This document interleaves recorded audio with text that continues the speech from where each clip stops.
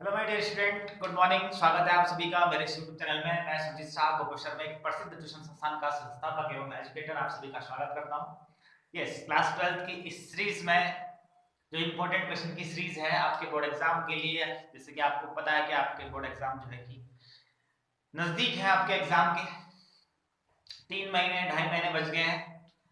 तो देखिए, I hope आप लोग पढ़ाई कर रहे होंगे घर में। ठीक है, तो देखिए आज हम इंपॉर्टेंट क्वेश्चन की सीरीज में आपके लिए टॉपिक लेके आए हैं एस्ट्रोनॉमिकल टेलीस्कोप, खगोलीय दूरदर्शी, जिसके बारे में आज हम चर्चा करेंगे। जैसे कि अभी जो जस्ट में आपने टॉपिक पढ़ा था कंपाउंड माइक्रोस्कोप। अगर आप लोग को कंपाउंड माइक्रोस्कोप का कंसेप्ट समझ में आया होगा तो जो ये एस्ट्रोनॉमिकल टेलीस्कोप है, दूरदर्शी है, इसको समझने में आपको प्रॉब्लम नहीं होगी। ठीक है, तो ज्यादा बात ना करते हुए मैं आपको लेके चलता हूँ टॉपिक की तरफ। ठीक है, ताकि आसान से शब्दों में और ज्यादा वीडियो भी बड़ी ना बने, तो जल्दी आपका टॉपिक क्लियर हो जाए। ठीक है, तो ध्यान से देखिए, ये आपके पास कंस्ट्रक्शन मैंने किया है एस्ट्रोनॉमिकल टेलीस्कोप, खगोलीय दूरदर्शी। आपको पता है एस्ट्रोनॉमिकल टेलीस्कोप क्या है, खगोलीय दूरदर्शी क्या है। एक ऐसा उपकरण है जिसकी सहायता से आप दूर की वस्तुओं को क्या कर सकते हो, देख सकते हो।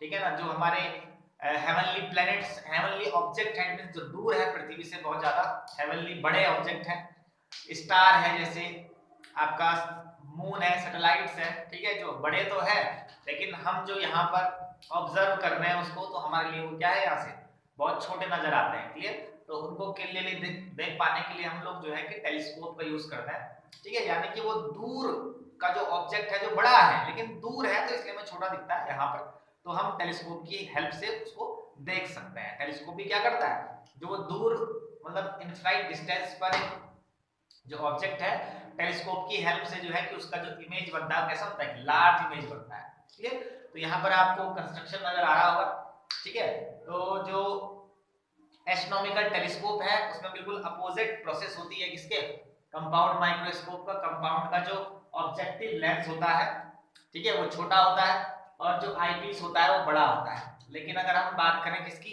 टेलीस्कोप की, तो टेलीस्कोप का जो ऑब्जेक्टिव होता है, ठीक है, जो ऑब्जेक्ट को फेस करेगा वो बड़ा होता है, कन्वर्जिंग लेंस, और जो इमेज प्रोवाइड करता है आपको आईपीस, ठीक है ना, वो छोटा होता है साइज में, आईपीस। ठीक है ना, तो ये आपका ऑब्जेक्टिव है, ऑब्जेक्टिव लेंस, और ये आपका आईपीस है, याद रखिएगा इसको। ठीक है, अभिदृश्यक और नेत्रिका। तो देखिए आज जो ऑब्जेक्ट है बच्चा, वो बहुत दूर है, ऑब्जेक्ट बहुत दूर है। ठीक है, तो दूर के ऑब्जेक्ट के लिए हम लोग यूज करते हैं इन्फिनिटी। ठीक है, तो कोई स्टार है, कोई प्लैनेट है, सपोज हम मून को देख रहे हैं तो हमारे लिए क्या है, बहुत दूर है, तो इनफिनाइट डिस्टेंस पर ऑब्जेक्ट आपका। क्लियर, तो आपको प्रॉपर्टीज मालूम है, जब ऑब्जेक्ट आपका इनफिनाइट हो, ऑब्जेक्ट जब आपका इनफिनाइट हो तो तब आपका जो इमेज बनता है वो कहां बनता है, उस लेंस के फोकस पर। क्लियर, तो जो इनफिनाइट पर, यहाँ पर जो इनफिनिट डिस्टेंस पर एक ऑब्जेक्ट है उसकी जो इमेज बनेगी वो इस ऑब्जेक्टिव लेंस के कहां पर बनेगी, फोकस पर। तो ये देखो बन रखा है फोकस। क्लियर, तो जो ये फोकस पर इमेज मिली आपको इन्वर्टेड ए डैश बी डैश, ये आपकी इमेज है किस ऑब्जेक्ट की, जो इनफिनाइट पर गई। ठीक है, ये ए डैश बी डैश। ठीक है, तो कंसेप्ट आपको पता होना चाहिए कि अगर आपका ऑब्जेक्ट इन्फिनिटी पर है तो जो आपका इमेज बनता है वो कहां पर बनता है, इट मींस जो v बनता है उसकी पोजीशन कहां पर होती है, फोकस पर, लेंस के फोकस पर। ठीक है, तो देखिए, तो ऑब्जेक्ट हमारे लिए इनफिनाइट हो गया, ऑब्जेक्ट के साथ बनने वाला विजुअल एंगल क्या होता है, अल्फा। तो ये अल्फा है। क्लियर, तो अल्फा हमें सॉल्व करने के लिए अंदर भी चाहिए होगा, तो आपको पता है कैसे निकालेंगे। अगर ये अल्फा है तो ये दोनों लाइनें देखें एक दूसरे को क्रॉस बॉन्ड कर रही है, तो यहाँ पर जो ये एंगल बन रहा होगा ये भी क्या होगा, आपका अल्फा ही तो होगा। होगा ही होगा, ये लाइन एक दूसरे को इंटरसेक्ट कर रही है ना, तो अगर इधर अल्फा है तो उधर अपोजिट में भी क्या होगा, अल्फा ही होगा। आपको पता है, क्लास 9 से पढ़ा आप लोगों ने। ठीक है, यस, तो देखिए ये ऑब्जेक्ट की इमेज मिली इसी लेंस के फोकस पर, एफओ पर। क्लियर, ये यहाँ पर तो ऑब्जेक्ट तो हमारे लिए इन्फिनिटी हो गया, लेकिन जो इमेज है ये यहाँ ए डैश बी डैश, तो इमेज आपको मिली होगी वी ओ। लेकिन जो वो इमेज है ए डैश बी डैश वो इसी लेंस के फोकस पर मिली है। कहां पर मिली है? फोकस पर। तो उसको हम क्या कह सकते हैं? F O. क्या बोलेंगे? यस, ये इसी लेंस का फोकस है ना ये। तो लेंस से फोकस तक की डिस्टेंस को क्या बोलते हैं? फोकल लेंथ ही तो बोलते हैं, फोकस दूरी। तो फोकल पर बना है तो फोकस दूरी उससे हम कह सकते हैं। क्लियर? यानी कि वीओ भी लिख सकता है और एफओ भी लिख सकते हैं। क्लियर? तो ये पहले लेंस की प्रोसीजर है। अब आपको पता है पहले लेंस से प्रोड्यूस जो ये इमेज है ए डैश बी डैश, ये ए डैश बी डैश मेरे स्टूडेंट्स इस दूसरे लेंस के लिए किसका काम करेगी? ऑब्जेक्ट का। परसों ही पढ़ाया आप लोग को कंपाउंड माइक्रोस्कोप में, तो आपको पता हो। तो ये जो है ऑब्जेक्ट का काम करेगी, लेकिन ये ऑब्जेक्ट आईपीस का है, नेत्रिका का वस्तु है वो, आईपीस का ऑब्जेक्ट। तो हम उसको यूई से रिप्रेजेंट करेंगे। ऑब्जेक्ट के लिए यू का यूज करते हैं ना, तो ये ऑब्जेक्ट ई वाले लेंस का है, तो यूई से समझ सकते हैं। क्लियर? अब देखिए तो ये ऑब्जेक्ट, अब ये लेंस जो है उसके लिए ऑब्जेक्ट हो गया ए डैश बी डैश। तो अगर जब ये ऑब्जेक्ट हो गया तो कहीं ना कहीं इसका भी क्या होगा? इमेज मिलेगा आपको एक मैग्नीफाइड। यस, तो वो इमेज आईपीस प्रोवाइड करता है आपको ये यहां पर A double dash B double dash. Clear? तो जो ये इमेज है ये है आपका हाईली मैग्नीफाइड इन्वर्टेड इमेज। अगली बात समझ में, जो आपको प्रोवाइड की इसने आईपीस ने फाइनली। क्लियर? तो जो इन्फिनिटी पर कोई ऑब्जेक्ट रहा होगा तो हमारी आंखों में जो उसकी इमेज बनेगी वो कौन सी बनेगी? A double dash B double dash. Clear? तो आपको पता है इस लेंस का इमेज है ये, तो इसको वीई कहते हैं, लेकिन डिस्टिंक्ट विजन पर होता है तो वी को क्या कहते हैं? डी। क्लियर? तो कंपाउंड माइक्रोस्कोप अगर आपने समझा होगा तो ये आपके लिए आसान हो जाएगा। ठीक है? तो क्या प्रोसीजर है? ऑब्जेक्ट है इन्फिनिटी पर, इस लेंस से आफ्टर रिफ्लेक्शन एक इमेज आपको मिलेगी A dash B dash. Object infinity पर था तो जो इमेज मिलेगा वो इसी लेंस के फोकस पर मिलेगा आपको, एफ पर। क्लियर? यस। अब जो ये इमेज मिली ये आईपीस वाले लेंस के लिए ऑब्जेक्ट का काम करेगा। अब ये ऑब्जेक्ट है तो ये लेंस इसका क्या करेगा? रिफ्रैक्शन करेगा, आपको फिर से एक मैग्नीफाइड इमेज मिलेगी, फाइनल इमेज, जो कि आपको मिलेगी A dash A double dash B double dash, जो कि दोनों लेंसों के आपके बीच में आपको मिलेगी। क्लियर? यस। अब उसके बाद आप डिस्टेंस दिखाएंगे यहाँ पर, तो ऑब्जेक्ट से लेंस की डिस्टेंस यूई और लेंस से उसकी इमेज की जो डिस्टेंस होती है उसे वीई कहते हैं, लेकिन डिस्टिंक्ट रीजन पर बनता है तो इसलिए डी उसका यूज करते हैं। क्लियर? तो ये कंस्ट्रक्शन आप लोग इस तरीके से कर सकते हैं टेलीस्कोप का। ठीक है? तो इंपॉर्टेंट क्वेश्चंस हैं तो आपको पढ़ना चाहिए ये सब चीजें। यस, तो आइए माय डियर स्टूडेंट्स बात करते हैं हम अपना जो हम कैलकुलेट करते हैं, चाहे कंपाउंड माइक्रोस्कोप हो चाहे एस्ट्रोनॉमिकल टेलीस्कोप हो, इन दोनों का काम क्या होता है? मैग्नीफाई करना। ठीक है? किसी ऑब्जेक्ट को उसकी इमेज को क्या करना? मैग्नीफाई करना। क्लियर? तो यानी कि हमें यहाँ मैग्नीफाइंग पावर निकालनी पड़ती है। क्लियर? तो एक तो निकलती है magnifying power of telescope. Clear? उसके बाद वही दो कंडीशन जो कंपाउंड में पढ़ाई थी। ठीक है ना? कब? Magnifying power for image, it means telescope when the image formed at least distance of distinct vision या clear vision, पहली कंडीशन ये होती है। और दूसरी क्या होती है? Magnifying power for telescope when final image formed at infinity। ठीक है बात? तो ये दो टॉपिक आपको निकालने होते हैं एग्जाम में अगर कंडीशन पूछी जाती है। ठीक है ना? तो सबसे पहले हम इसकी निकालेंगे मैग्नीफाइंग पावर। जब मैग्नीफाइंग पावर निकल जाए तब हम कंडीशन अप्लाई करेंगे इसमें क्लियर विजन और रिलैक्सेशन आई वाली। ठीक है? तो आइए देखिए, लेके चलते हैं आवर्धन क्षमता के सूत्र की ओर। मैग्नीफाइंग पावर जो कि होता है m = beta upon alpha. It means angle subtended, ratio of angle subtended by image to angle subtended by object. तो इमेज के साथ, तो ये रही इमेज, दोनों इमेज ही है, तो यहां पर आप एंगल बना सकते हो बीटा। ठीक है ना? तो अल्फा और बीटा, अल्फा ये है, अल्फा वाला एंगल ये है, हां ये है आपका अल्फा, याद रखिएगा। तो अल्फा और बीटा हमें निकालना है, तो दो ट्रायंगल निकालने लेने होंगे। तो देखिए बीटा तो आप इस ट्रायंगल से निकाल सकते हैं ए डैश बी डैश ई, और अल्फा के लिए तो देखो ये है ओ ए डैश बी डैश, ये वाला ट्रायंगल, ये इस वाले ट्रायंगल से मिलेगा आपको अल्फा, क्योंकि अल्फा यही तो बन रहा है। और बीटा के लिए देखो ये छोटा सा ट्रायंगल बनाना, बीटा यहां आप निकाल सकते हैं, क्या दिक्कत है? तो आइए यूज करते हैं वही property in a triangle A dash B dash E. ये वाला ट्रायंगल ले रहा हूं, ये वाला ये बाय यूजिंग tan बीटा। आपको पता है बीटा इज इक्वल टू होता है tan beta, formula perpendicular upon base, perpendicular है ए डैश बी डैश, ये ये डैश बी डैश ही होगा perpendicular, divide by base, base ये रहा ए डैश ई, ए डैश ई। क्लियर? ये बीटा का वैल्यू हो गया। अब अल्फा निकालेंगे तो अल्फा के लिए रहा ट्रायंगल, देखो ये वाला, ये नजर आ रहा है आपको, ये वाला ट्रायंगल, ठीक है ना, O A dash B dash. अब आप कहेंगे in a triangle O A dash B dash by using वही बेटा tan बीटा, बीटा नहीं अल्फा निकाल रहे हैं, tan अल्फा, तो alpha is equal to tan alpha. tan alpha का फार्मूला होता है perpendicular upon base, perpendicular same वही है a डैश b डैश, इसका परपेंडिकुलर भी तो वही है इस ट्रायंगल में, a dash b dash divide by base, base हो जाएगा इसका o a डैश, ये देखो o a dash, o a dash. Clear? देखो अल्फा बीटा आपने निकाल दिया, अल्फा और बीटा दोनों की वैल्यूज को रखो यहां पर, ठीक है ना, तो आइए therefore m is equal to, ये लिखा है यहां बीटा, बीटा का वैल्यू आपने कितना निकाला a dash b dash by a dash e, तो रखिए बीटा की जगह पर a dash b dash divide by a dash e whole upon alpha, alpha का वैल्यू आपने कितना निकाला a dash b dash by o a dash, a dash b dash by o o dash. Procedure उसके बाद आपको मालूम है, fraction के नीचे फ्रैक्शन है, ऊपर का फ्रैक्शन एज इट इज, और नीचे का फ्रैक्शन मल्टीप्लाई मार हो जाएगा reciprocal, o dash divided by a dash b dash, फिर वही a डैश b डैश से a dash b dash cancel, तो m is equal to o a dash divided by a dash e, ये magnifying निकल गई।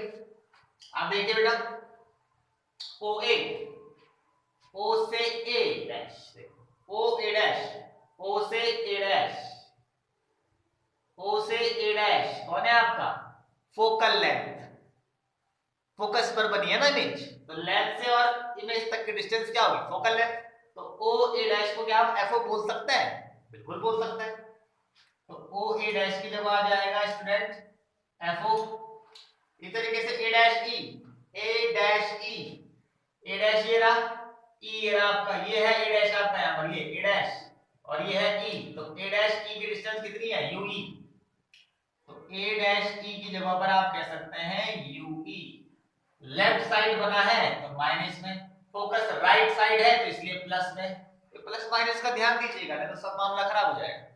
तो आइए value रखिए यहां पर m is equal to o a dash, कितना है इसका value fo is divided by a dash e, इसका वैल्यू है माइनस ue, तो ये आपका मैग्नीफाइंग पावर निकल जाएगी एस्ट्रोनॉमिकल टेलीस्कोप की, ये आपका मैग्नीफाइंग पावर का फॉर्मूला है एस्ट्रोनॉमिकल टेलीस्कोप। तो देखो कितना सिंपल है, अभी भी कोई कंडीशन नहीं अप्लाई कर रखी, बोर्ड एग्जाम में क्वेश्चन आएगा find the magnifying power of astronomical telescope with its construction, या जो भी पूछ जाए तो आपको कंस्ट्रक्शन करना है और ये फॉर्मूला फाइंड करना है, आंसर यहीं पर आपका आंसर हो जाएगा। लेकिन अगर कंडीशन लिखी है find the magnifying power of astronomical telescope when the image form at least distance of distinct vision, बस, तो उसके लिए अब आपको यहां से आगे क्या करना है उसे सॉल्व करना है। अदरवाइज अगर सिर्फ मैग्नीफाइंग पूछा गया है, सिर्फ आवर्धन क्षमता निकालनी है तो ये करना है, क्लियर। और अगर आपको पूछा गया है कि आवर्धन क्षमता ज्ञात कीजिए जब अंतिम प्रतिबिंब स्पष्ट दृष्टि की न्यूनतम दूरी पर हो, तब इसको आगे हल करना है, आगे सॉल्व करना है, ठीक है। तो ये फॉर्मूला बन गया आपका, यहां पर देखिए। अगर आपको यहां तक बात समझ में आ गई है तो इसे हम बिठा लेते हैं।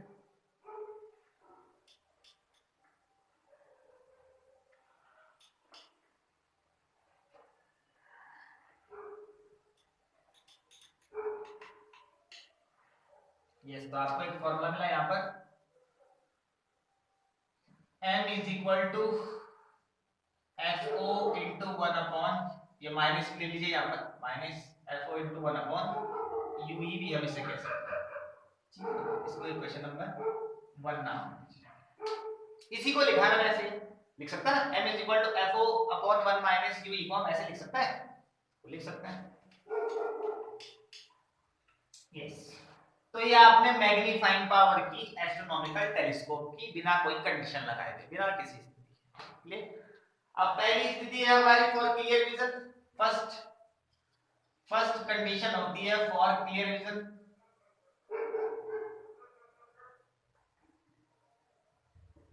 विजन, स्पष्ट दृष्टि,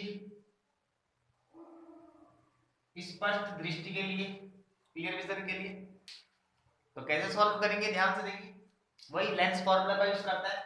अब देखो ऑब्जेक्टिव के लिए तो लेंस फार्मूला यूज करेंगे नहीं, क्योंकि ऑब्जेक्ट कहाँ है, इनफिनाइट पर, और इनफिनाइट पर जब कोई चीज हो तो उसके लिए वैल्यू डेफिनेटली जीरो आएगी, तो इसका तो कोई रोल है नहीं, क्लियर। तो किसको सॉल्व करेंगे, आई पीस, क्लियर। और वैसे भी देखिए हमें कुछ नहीं करना है, ये 1/UE का वैल्यू निकालना है, ये 1/UE निकालना है, तो UE तभी निकलेगा जब आप आई पीस को सॉल्व करोगे, ई वाले, ठीक है। तो आइए, तो आप यूज करेंगे lens formula, by lens formula, lens formula, lens formula होता है 1/f is equal to 1/v minus 1/u। आप यूज कर रहे हैं आईपीस के लिए, तो आईपीस के लिए 1/f थोड़े ना रहेगा, ये 1/fe हो जाएगा, 1/v नहीं 1/ve, u नहीं 1/ue। अब आपको पता है आईपीस का ऑब्जेक्ट भी लेफ्ट में है और इमेज भी लेफ्ट में है, तो ऑब्जेक्ट इमेज दोनों माइनस करेंगे, ये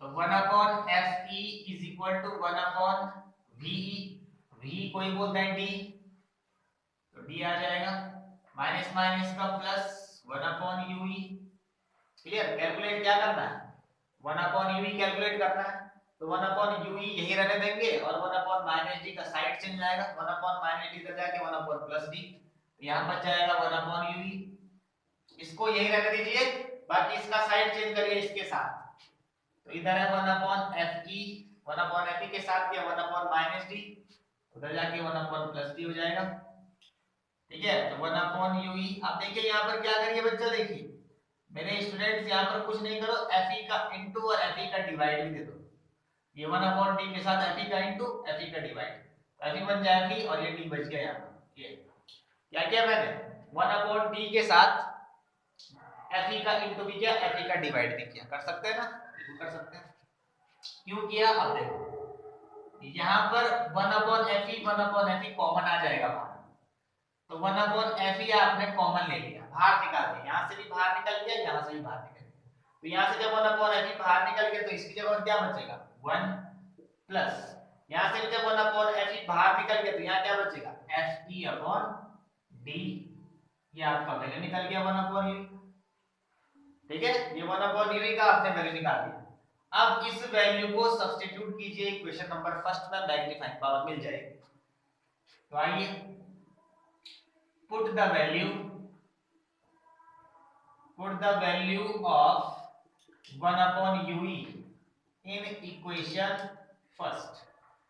तो आइए पहली इक्वेशन में रखिए m is equal to minus fo into 1/ue, 1/ue का वैल्यू ये है 1/fe into 1 plus fe divided by d।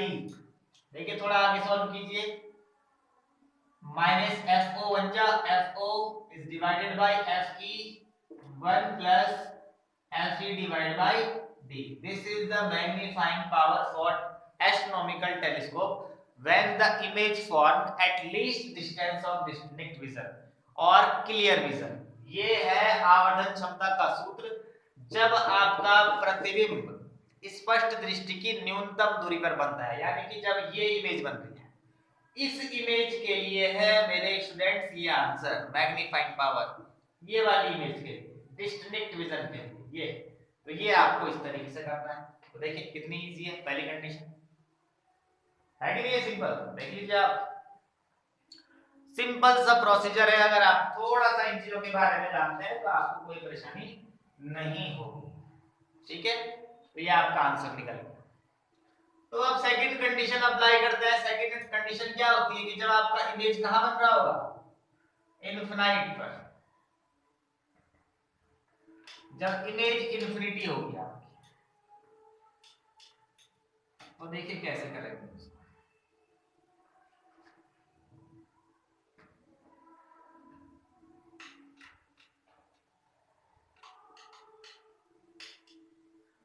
तो देखिए माय डियर स्टूडेंट, अब जो इमेज की कंडीशन आ रही है वो है इन्फिनिटी वाली, इन्फिनिटी,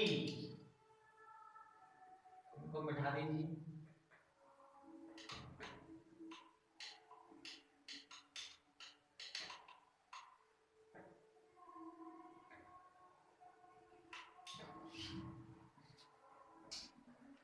तो माय डियर स्टूडेंट अब दूसरी कंडीशन जो होती है वो होती है रिलैक्सेशन आई, यानी कि when the image formed infinity at infinity, यदि जो प्रतिबिंब है अनंत पर बने, इन्फिनिटी पर।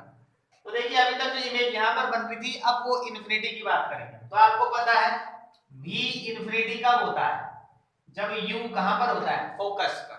कहां पर होता है, फोकस पर। तो फाइनल इमेज की बात कर रहा है, फाइनल इमेज कौन प्रोवाइड कर रहा है, आईपीस।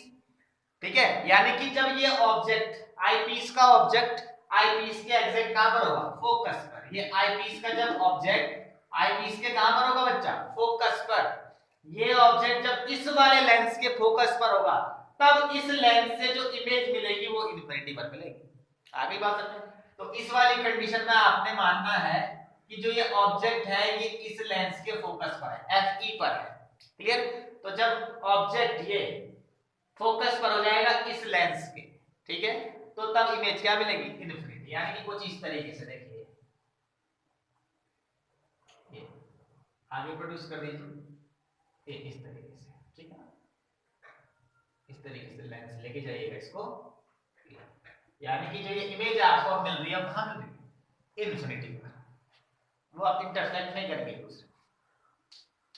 तो ये कंडीशन होती है इन्फिनिटी के लिए। ठीक है, तो आइए सॉल्व करते हैं second condition. Second, when image for infinity. तो जो इमेज है वो इन्फिनिटी पर है, यानी कि अनंत पर बन रही है। क्लियर। तो देखिए कितना आसान है, फॉर्मूला आपको पता है, m is equal to minus FO by FE into 1 plus FE divide by D। अभी निकाला आप लोगों ने, ये निकाला ना, इन्फिनिटी की बात कर रहा है, यानी कि जो अभी तक ये D डिस्टेंस थी यहाँ D, वो अब क्या हो चुकी है, इन्फिनिटी हो गई। तो क्या दिक्कत है, m is equal to minus FO upon FE plus FE upon D। तो अब ये D नहीं लिखना है, D की जगह क्या आ जाएगा, इन्फिनिटी, क्योंकि इमेज कहाँ है, इन्फिनिटी पर है। D डिस्टेंस पर थोड़े नहीं है, D के लिए तो डिस्टिंक्ट डिवीजन होता है। तो जो D था यहाँ पर अभी फॉर्मूले में निकाला, उसकी जगह आ जाएगा इन्फिनिटी। तो देखो मैंने इन्फिनिटी अप्लाई कर दिया। सब बच्चों को पता है, 12th में आगे इतना तो मालूम है कि किसी में भी इन्फिनिटी का डिवाइडेड मींस 0। ठीक है ना, क्योंकि 1 अपॉन इन्फिनिटी का वैल्यू क्या होता है, 0। 0 को FO से मल्टीप्लाई FE से मल्टीप्लाई करके कितना आएगा, 0। तो 0 हो गया, क्या दिक्कत है। m is equal to minus FO upon FE, 1 में 0 ऐड करेंगे तो कितना आएगा, 1 ही आएगा। तो जो फाइनल आंसर बन जाएगा आपका क्या बनेगा, m is equal to minus FO upon FE। तो ये है आपका आंसर, जब इमेज कहां फॉर्म हो, इन्फिनिटी पर, अनंत पर। तो देखिए कितना आसान है, यहां से नंबर लेके आना। और ये क्वेश्चन जो है 3 मार्क्स 5 मार्क्स में आपको एग्जाम में पूछे जाता है, बोर्ड एग्जाम में। तो इस तरीके से सिंपल तरीके से आप इसको सॉल्व कर सकते हैं। ठीक है, तो आई होप आप लोग को जो है कि ये मेथड समझ में आया होगा, ये क्वेश्चन समझ में आया होगा। इंपॉर्टेंट क्वेश्चंस की सीरीज जो चल रही है आप लोग को ये फॉलो करनी है। हर एक क्वेश्चन को रिपीट कीजिए, प्रैक्टिस कीजिए, ताकि आपको बोर्ड एग्जाम में किसी प्रकार की कोई दिक्कत ना हो। ठीक है, और अगर आप जो है कि मेरे मेथड को समझ पा रहे हैं, ये वीडियोस अगर आपको पसंद आ रही है तो इन्हें लाइक कीजिए, शेयर कीजिए, कमेंट कीजिए, और सबसे मेन सब्सक्राइब करना ना भूलिए। देखिए आप लोगों में से कई सारे बच्चे जो है वीडियोस को व्यूज तो दे रहे हैं, यानी कि वीडियोस देख रहे हैं, लेकिन पता नहीं क्यों चैनल को सब्सक्राइब नहीं कर रहे। तो चैनल को सब्सक्राइब कीजिए, हमें भी आपके सपोर्ट की जरूरत है। ठीक है ना, एक सब्सक्राइब करने से जो है कि आप लोग का तो कुछ प्रॉब्लम थोड़ी ना है किसी को। ठीक है ना, जब आप मेरी वीडियोस देख रहे हैं, आप मेरे से क्वेश्चन सीख रहे हैं, तो चैनल को सब्सक्राइब भी करिए। ठीक है ना, और बेल आइकन को भी जरूर प्रेस कीजिए, ताकि मेरे अपडेट आपको सबसे पहले मिल पाए। ठीक है ना। तो देखिए आजकल 11th और 10th की वीडियो नहीं आ रही है, क्योंकि थोड़ा आजकल ऐसे ही बिजी हूं मैं, तो इसलिए टाइम नहीं मिल पा रहा है। ठीक है, तो कोशिश करेंगे कि जल्द ही 11th और 10th का आपका एक बढ़िया सी एक्सरसाइज आपको लेके आए। ठीक है ना, बस आपसे एक ही रिक्वेस्ट है कि आप मेरे चैनल को सब्सक्राइब जरूर करें, और जो है कि कमेंट लाइक करना ना भूलें। अगर किसी टॉपिक को अगर आप चाहते हैं कि आपको अलग से पढ़ाया जाए, तो वो टॉपिक आप कमेंट कर सकते हैं कि सर हमें ये बता दीजिए। ठीक है ना, तो इस वीडियो में इतना ही, मिलते हैं आपके साथ अगली वीडियो में। आप सभी का धन्यवाद इस वीडियो के लिए। Thank you.